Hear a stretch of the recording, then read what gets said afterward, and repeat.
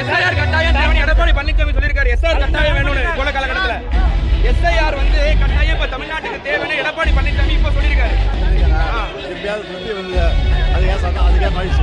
தேவைன்னு சொல்றாரு. இப்ப போல காலத்தில் எஸ்ஐஆர் தேவைங்கிறாரா? அப்புறம் இப்படி இது போயிருக்காரு, கோர்ட்டில் போய் ஜாயின் பண்ணியிருக்காரு. இதுக்கு சுப்ரீம் கோர்ட்டில் திமுக பெட்டிஷனில் அதில் அவரே ஜாயின் பண்ணியிருக்காரு.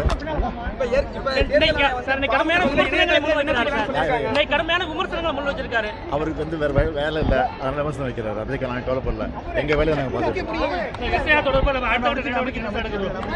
நீதிமன்றத்துக்கு போயிருக்கோம்ல, நீதிமன்றத்துக்கு போயிருக்கோம். நாளைக்கு ஆர்ப்பாட்டம் நடத்துகிறோம். அதுக்கு பிறகு பாருங்க. கூட்டத்தை பார்க்கும்போது எப்படி சார் இருக்கு மனசுக்கு? கூட்டத்தை பார்க்கணும் இல்லை, எப்போதுமே எங்களுக்கு மனசு நல்லா எத்தனையோ திட்டங்களை நிறைவேற்றினாலும் எதிர்கட்சிகள் குற்றச்சாட்டு முன் வச்சுட்டு இருக்காங்க.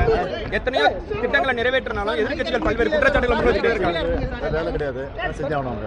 26 தேர்தலில் 4 முனை போட்டி இருக்குங்கிறாங்க. 26 தேர்தலில் எத்தனை முனை போட்டி வந்தாலும் திராவிட முன்னேற்ற கழக தலைமையில் இருக்கிற கூட்டணி தான் மாபெரும் வெற்றி பெறும். 7வது முறையாக திமுக நிச்சயமாக ஆட்சி அமைக்கும். எதிர்கட்சிகளோட பலவீனத்தை பலமா பாக்குறீங்களா எப்படி சார்? எதிர்கட்சிகளோட பலவீனத்தை பலமா பார்க்கல, பலவீனமா பார்க்கலாம். எங்க வேலை பார்க்கறோம்.